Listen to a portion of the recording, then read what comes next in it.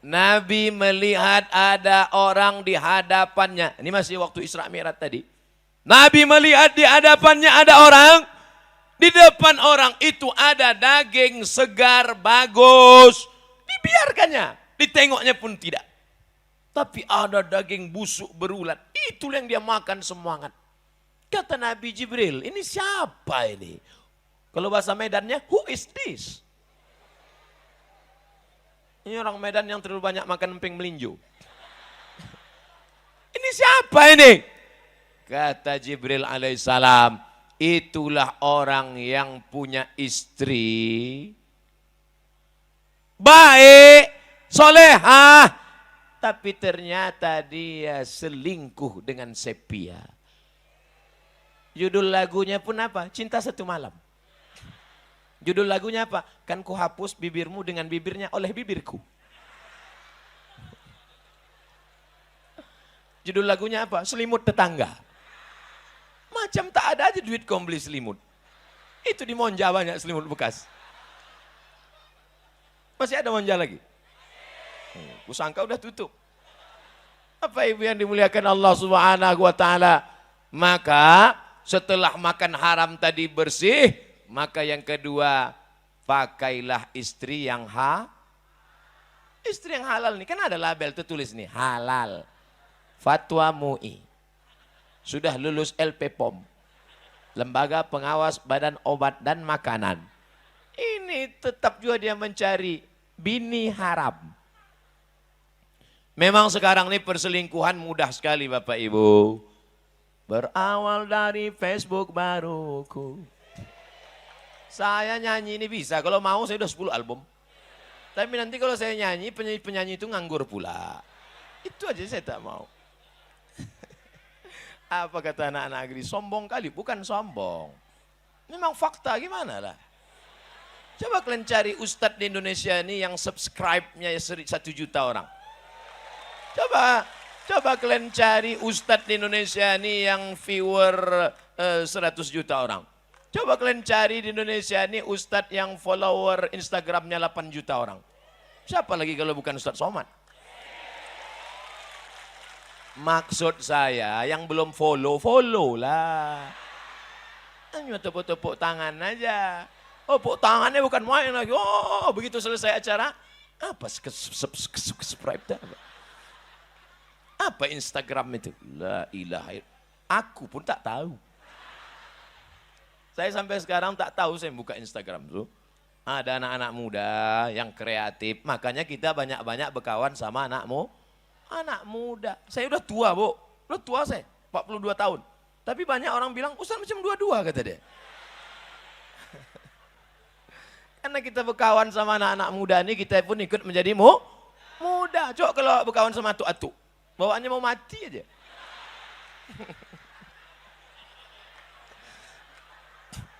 Atu-atu jangan tersinggung. Atu-atu tak tersinggung pun mati. Ustadz ini tak enak ceramahnya.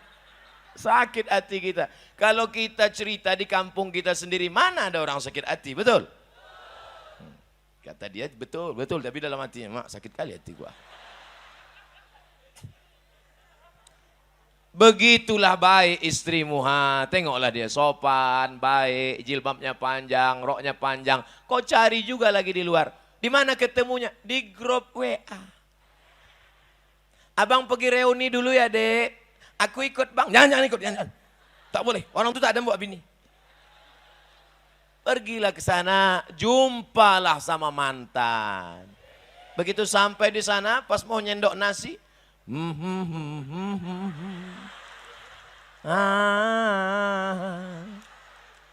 begitu disendok, rupanya timun.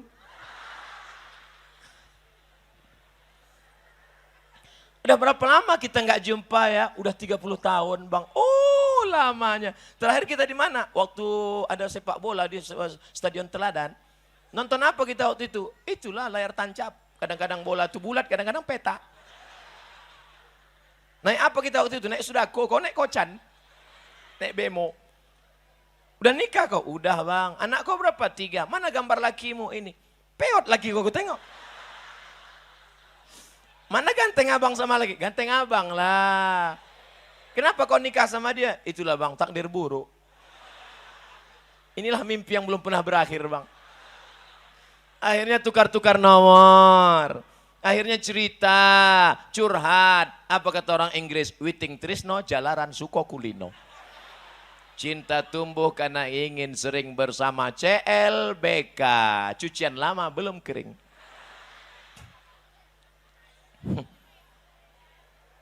Ini yang diceritakan Ustadz Somad ini fakta atau fiksi? Banyak yang mengaku. Jam 12 malam diteleponnya saya, Bu. Jam 12 malam aku diteleponnya, Pak. Assalamualaikum Ustadz Somad. Waalaikumsalam. Salah sambung. Tutup lagi. Ditelepon lagi. Assalamualaikum Ustadz Somad. Iya, emang Ustadz Somad nih, betul. Kau kalau menangis, nangis saja, jangan kau telepon aku. Kau mau nelpon atau bertanya? Ustadz, tak ada tempatku mengadu Pak Ustadz kecuali engkau. Ayalah, cepat sedikit, apa namanya? Aku selingkuh Pak Ustadz. Kenapa kau bisa selingkuh? Ku cari mantanku di FB. Ku cari namanya di FB, terus dapat. Habis itu, aku pun mulailah ngajak pertemanan. Terus itu, confirm. Terus itu, tukar nomor. Terus itu bagi gambar, habis itu makan siang. Habis makan siang, no free lunch. Tak ada makan siang yang gratis. Akhirnya terjadilah apa yang terjadi Pak Ustaz. Rasanya mau saya bantingkan aja HP itu. Tapi saya pikir kalau ku banting HP ini, HP ku hancur dia di sana. Jadi gimana nih Pak Ustaz? Cepat-cepat kau mandi taubat. Gimana cara mandi taubat Pak Ustadz? Pergi kau ke kamar mandi, basah. Dari mana basah duluan Pak Ustadz? Banyak kali tanyaan kau. Yang paling bagus mandi itu basah dulu sebelah kanan. Dari bawah ambil air kanan, naik ke atas. Terasa dia merinding ke atas. Merinding itu karena darah naik, bukan ada hantu. Setelah kanan, baru kiri, baru kepala, mandi taubat. Aku berniat mandi taubat. Jangan sebut lillahi ta'ala di situ, karena ada WC, tak boleh. Aku niat mandi taubat. Lillahi ta'alanya dalam, karena ada WC. Habis itu mandilah. Kalau mandi pakai shower, Pak Ustadz, terserah kau lah. Mau mandi pakai shower, mau terjun ke Sungai Deli. Mana yang dulu basah Pak Ustadz? Kalau di kamar mandi, kaki dulu basah. Kalau di kolam renang, tergantung. Kalau salto, kepala dulu.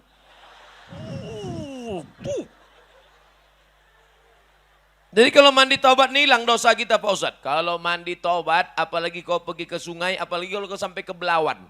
Bukan cuma dosa hilang, kau pun hilang sekalian.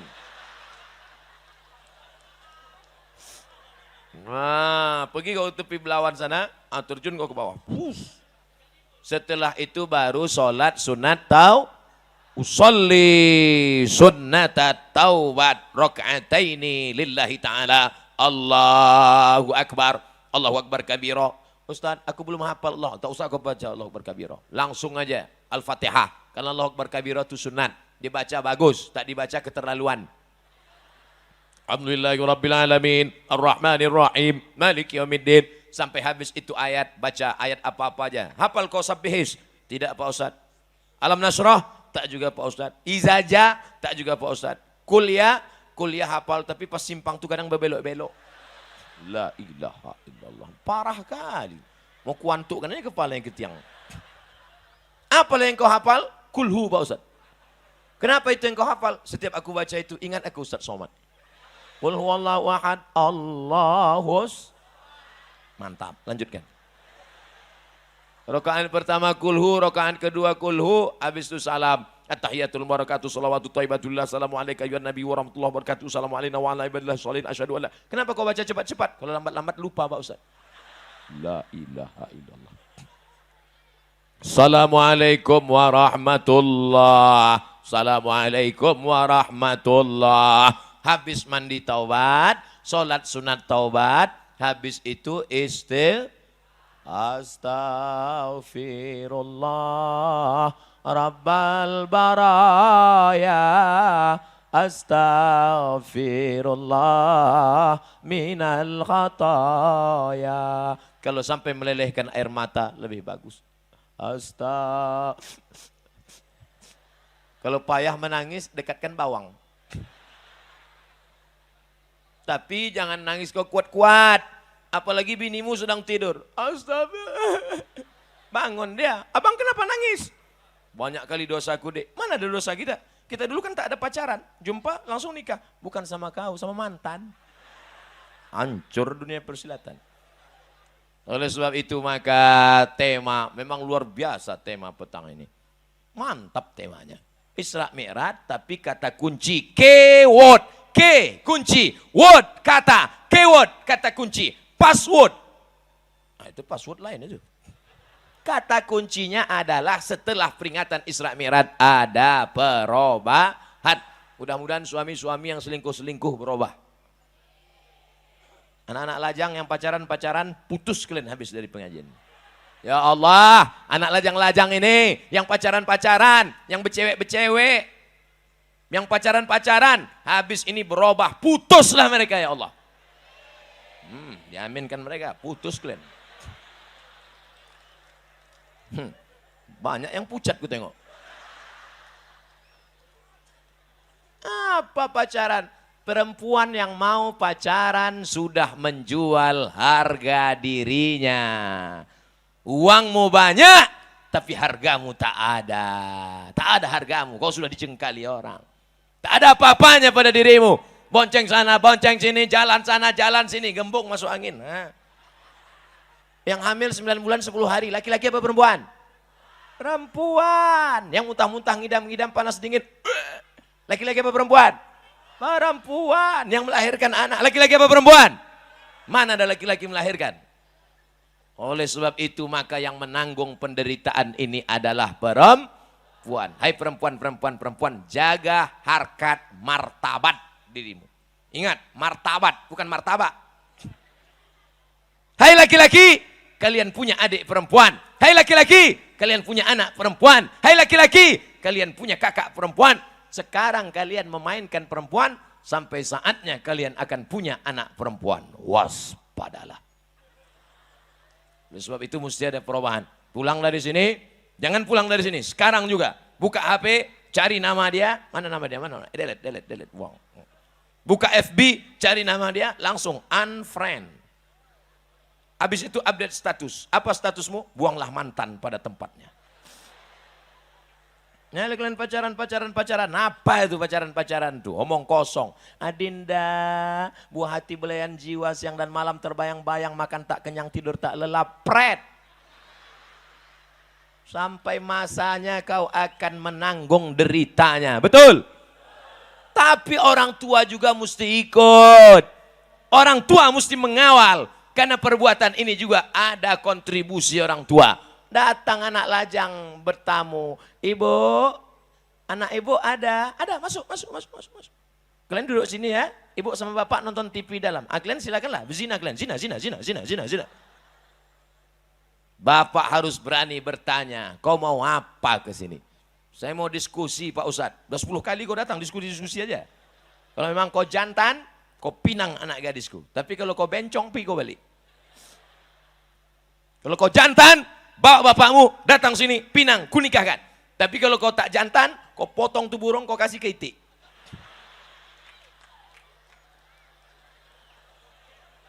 Mohon maaf, saya kalau ceramah ini selalu keceplosan aja. Bapak Ibu yang dimuliakan Allah Subhanahu wa Ta'ala. Oleh sebab itu maka laki-laki yang gagah perkasa bukan yang berotot tegap. Laki-laki yang gagah perkasa bukan yang berkumis tebal. Laki-laki yang gagah perkasa adalah yang berani datang kepada wali mereka dan berkata, kupinang kau dengan bismillah.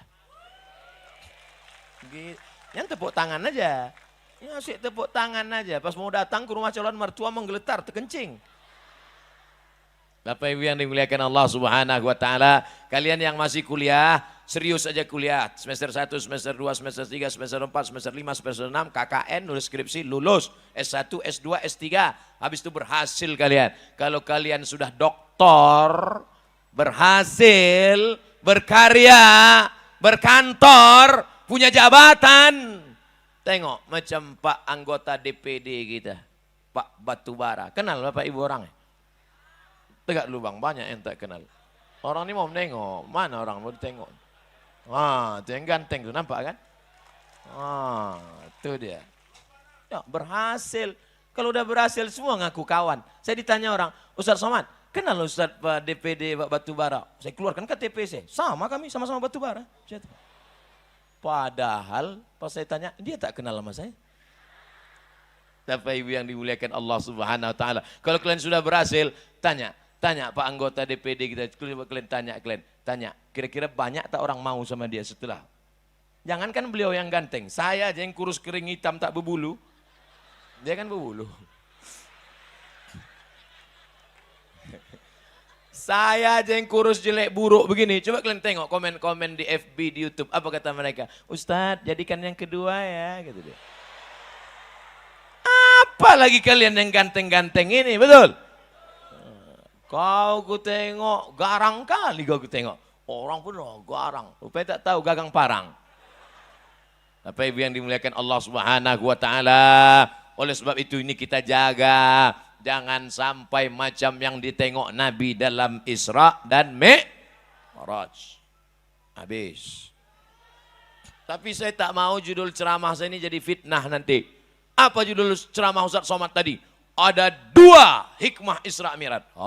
Kalau gitu nampaknya dia milih nomor 2. Jadi supaya tidak jadi fitnah, jangan ditarik-tarik saya ke politik, saya tambah yang ketiga. Hikmah Isra Mi'raj yang ketiga. Jadi nanti tak ada orang panitia, nanti tak bisa ditekan. Tak bisa jadi fitnah. Apa judul ceramah Ustaz Somad tadi? Ada 3. Datang pula caleg. Nomor aku itu kata dia. Ceramah ini tidak ada hubungan dengan caleg, DPRD kota, DPRD kabupaten, DPRD provinsi, DPR RI, DPD, presiden, wakil presiden. Karena Abdul Somad bukan orang partai, Abdul Somad bukan jurkam, Abdul Somad bukan caleg, Abdul Somad murni da'i, mengajak orang ke jalan Allah. Paham? Jelas? Ini saya jelaskan ini. Karena banyak juga orang yang tak jelas dengar ceramah ini. Mikrofonnya udah jelas, kameranya jelas, isi ceramah jelas, cuma otak dia tak jelas. Sungsang otaknya. Makanya payah dia nangkap. Ustadz, kenapa kalau ceramah pakai 1, 2, 3? Pertama memudahkan anak sekolah untuk ngingat. Yang kedua memudahkan intel untuk buat laporan. Kok tidak kan payah mereka? Mereka tak punya basic agama. Ditugas untuk mengawasi Ustadz. Pas ditanya atasan, apa isi ceramah Ustadz Somad tadi? Dia terlalu cerdas, payah kami nangkapnya. Apa tak cerdas? S1 Al-Azhar Kairo 3 tahun 10 bulan. S2 di Maroko setahun 10 bulan. Tesisnya 300 halaman bahasa Arab semua. Diperiksa oleh orang Arab, beasiswa. Jadi orang kalau yang level-level payah dia nangkap ceramah saya. Kalau orang yang otak-otak jongkok susah lah. Tapi orang Medan ini cerdas-cerdas. Apa tak cerdas? Daun ubi tumbuk dimakannya. Daun ubi tumbuk itulah makanan orang cerdas. Tak perlu dikunyah lagi. Asal masuk gol, asal masuk gol. Begitu masuk, begitu keluar.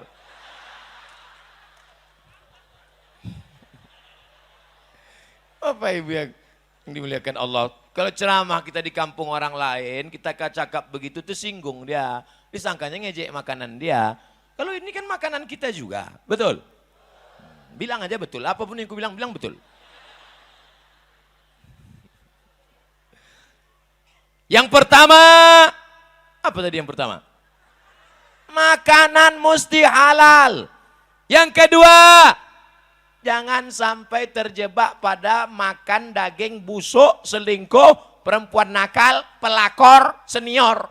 Pelakor, pengganggu laki orang, senior, senang istri orang. Yang ketiga, apa dia pelajaran ketiga dari Isra Mi'raj? Bahwa Nabi Muhammad sholat di Masjidil Aqsa. Ditengoknya ke belakang yang jadi makmum ada Ibrahim. Di belakang yang jadi makmum ada Musa. Ditengoknya di belakang ada makmum Isa. Artinya apa? Ajaran satu-satunya tunggal Sayyidina Muhammad sallallahu alaihi Ini yang kita tanamkan dalam kepala anak-anak kita. Jangan sampai orang Medan jadi sekuler. Jangan sampai orang Medan jadi liberal. Jangan sampai orang Medan jadi komunis. Jangan sampai orang Medan jadi ateis. Orang Medan adalah orang yang bersyahadat asyhadu alla ilaha wa asyhadu anna Muhammadan. Tapi jangan pahami ceramah Abdul Somad ini provokator. Somad itu pemecah persatuan. Somad itu anti kebinekaan. Saya bicara ini di tengah orang Islam. Tapi ada saudara kita yang tidak Islam.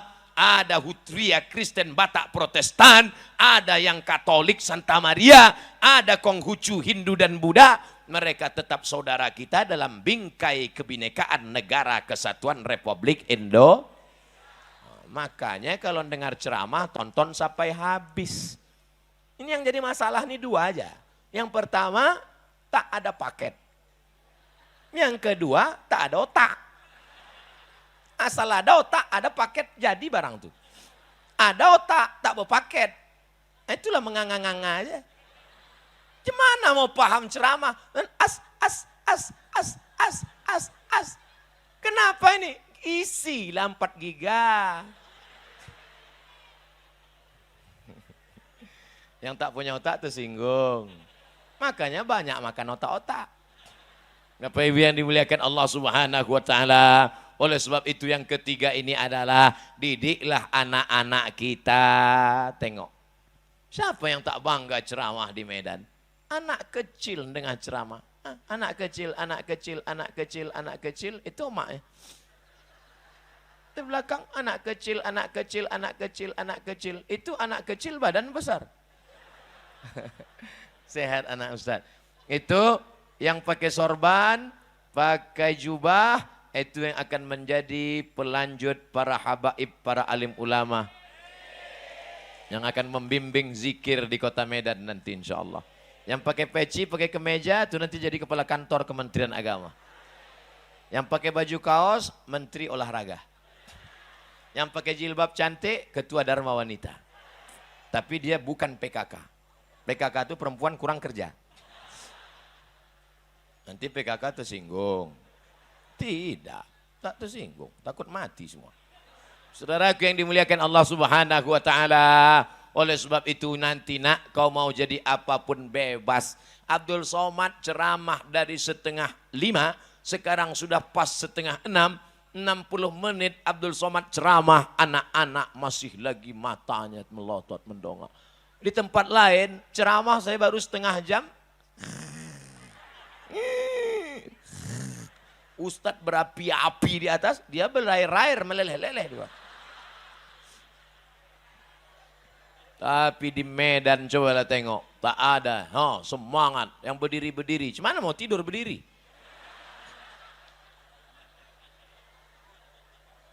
Kalau sudah anak-anak serius mendengar ceramah, kalau emak-emak mendengar ceramah memang biasa. Di mana-mana yang paling ramai ceramah itu adalah emak-emak. Yang paling ramai ikut pengajian adalah emak-emak. Betul, yang paling banyak masuk neraka emak-emak juga.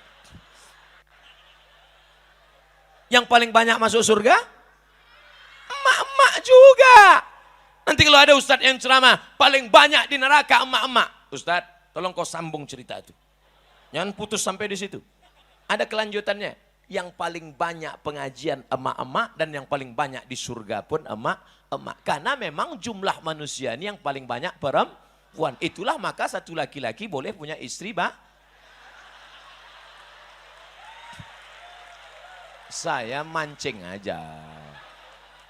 Tidak, katakan tidak pasal Somad. Peace, damai. Bisa kita teruskan? Tidak sakit hati? Tidak tersinggung? Dia bilang tidak tapi mulutnya tidak. Tidak. Lain di bibir, lain di hati. Saudaraku yang dimuliakan Allah Subhanahu wa taala, maka yang ketiga ini, anak-anak kita mesti dikatakan kau silakan mau jadi anggota DPR, tapi kau tetap memperjuangkan la ilaha. Kau bisa jadi wali kota Medan, kau bisa jadi kepala dinas, kepala badan, kepala kantor, ada kepala, ada pun tak berkepala. Kau mau jadi polisi maupun tentara, angkatan laut maupun udara, tapi kau tetap memperjuangkan la ilaha illallah. Jangan serahkan sama ustadz aja. Sudah kami serahkan sama Dr. Rozali. Sudah kami serahkan sama Dr. Fulan. Ini bukan tanggung jawab ustadz. Ustadz Somad mau diserahkan beban ini. Udahlah aku kurus, mati tegak lagu nanti. Ini tanggung jawab kita bersama. Kami polisi Pak Ustadz. Terus, gimana cara kami menolong la ilaha illallah? Pakailah pistolmu itu. Pakailah seragammu itu. Betul? Coba kalau ditengok polisi pakai seragam, pakai pistol masuk ke masjid. Sholat dia. Allahu Akbar. Bangga kami yang tak berseragam ini. Oh, polisi sholat, tentara sholat. Jenderal bintang 4 bintang di bahunya. Sholat ke masjid, tentara. Bangga kita. Kita pun bisa berbisik ke anak-anak kita. Nak, tengok tuh nak. 4 bintangnya sholat dia ke masjid. Tetangga kita tuh bintang 7 pun tak sholat. Tahu ibu bintang 7? Kunang-kunang.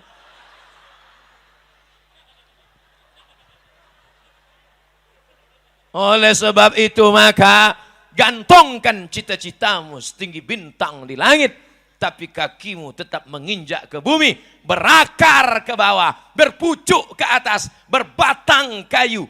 Tapi apapun yang terjadi, wa in hurrikta walau kau dibakar, wa in kutikta walaupun kau dipotong, kau tetap berkata la ilaha illallah. Kalian dulu orang Medan waktu lahir, apa yang dibisikkan ayah kalian? Asyhadu an la ilaha illallah. Betul? Bapak-bapak yang dulu waktu anaknya lahir tak diazankan, jangan diulang sekarang. Jangan balik dari sini, wah aku dulu tak kuazankan anakku. Jadi sekarang aja lah. Nak, sini kau sebentar. Asyhadu an la ilaha illallah. Apanya ayah dia? Anak udah semester 3 di Unimed. Ustadz Unimed aja yang disebutnya. Unimed yang pernah ngundang